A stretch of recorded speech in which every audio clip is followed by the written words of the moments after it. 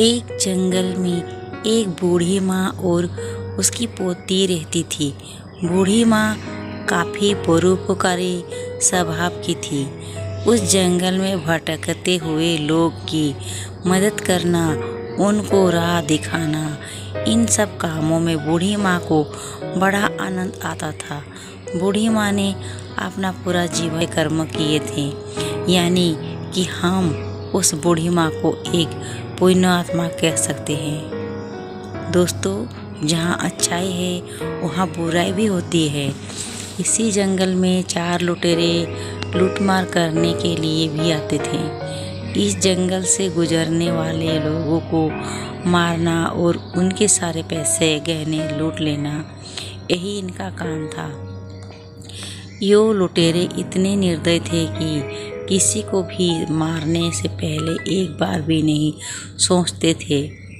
एक दिन वो रोज की तरह लूटमार कर रहे थे। लूटमार करते करते शाम हो गई। बिजली की चमकार और बादलों की गड़गड़ाहट के साथ जोरों से बारिश होने लगी। वो चारों लुटेरे जंगल में सहारे के लिए इधर उधर भागने लगे। अचानक उनको बूढ़ी माँ की कुटिया दिखाई दी और वो उसी कुटिया के पास पहुँच गए। चारों लुटेरे ने तय किया कि जब तक बारिश हो रही है तब तक इस कुटिया में रहेंगे और बारिश बंद होते ही बूढ़ी को मारकर उसका सारा धन लूट लेंगे। उन्होंने झूठे बोलकर बूढ़ी माँ से मदद मांगी। उसी जंगल में रहने वाली बूढ़ी माँ भी इन चारों लुटेरे के बारे में काफ़ी कुछ सुन रखा था। उन्हें एक नज़र में ही देखते ही बूढ़ी माँ ने उनको पहचान लिया। वो चारों थे और ताकतवर भी। बूढ़ी माँ कमज़ोर थी, इसीलिए बूढ़ी माँ ने उन्हें ना पहचानने का नाटक किया। बूढ़ी माँ को यो भी डर था कि उसके विरोध करने पर कहीं वो चारों ओर उसी को पोती को हानि ना पहुँचाए। कुछ सोचने के बाद बूढ़ी माँ ने उसको रात के लिए सहारा दिया। फिर बूढ़ी माँ ने सब के लिए खाना बनाया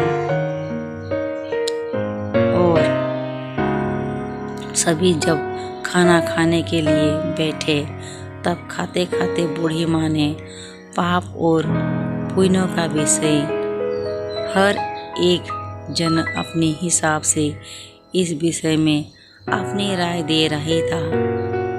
बूढ़ी माँ ने कहा था कि हमारे पुण्यों हमें जीवन के आखिरी दम तक काम आते हैं और हम सुरक्षा कवच बनकर रहते हैं। बूढ़ी माँ की ऐसी बातें सुनकर सभी चारे लुटेरे ठराके लगाकर हंसने लगे। जाहिर सी बात थी कि चारों ही लुटेरे पुण्यों की ऐसी बातें में विश्वास नहीं रखते थे, इसीलिए बेधड़क आप वाले काम किया तो करते थे वो लोग। आखिर में बूढ़ी माँ ने शर्त लगाई। वो बोली, बाहर बिजली गिरी रही है, हर एक व्यक्ति उस सामने पेड़ को छूकर वापस कुटिया में वापस आएगा। जिसके ऊपर बिजली गिरी वो पापी होगा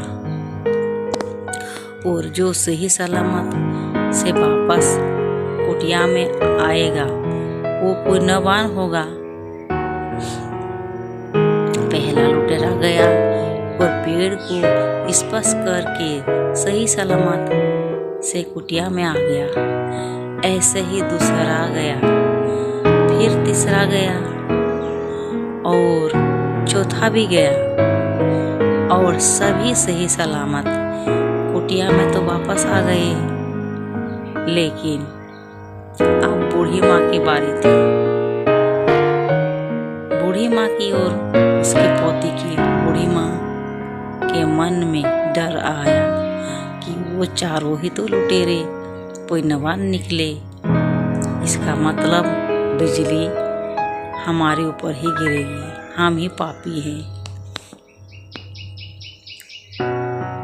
लेकिन शर्त लगाई है थी और पूरी तो करनी ही थी।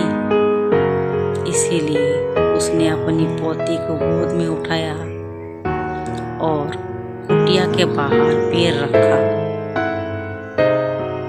जैसे ही बूढ़ी माँ ने बाहर पैर रखा, उसी वक्त आसमान से एक बिजली तेज गड़गड़ाहट के साथ उस कुटिया पर गिरी और कुछ ही देर उन चारों की उसी जगह पर मृत्यु हो गई।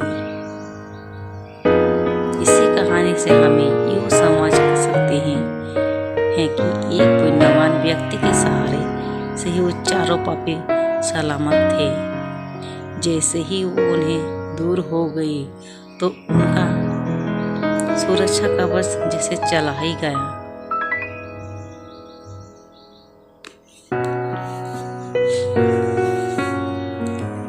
दोस्तों, इस कहानी का सारांश दोस्तों, इसीलिए हमें हमेशा अच्छे और भलाई के काम करते रहना चाहिए और जितना हो सके सत्संग करना चाहिए। अच्छे और अच्छाई के कामों में आगे बढ़ते रहना चाहिए।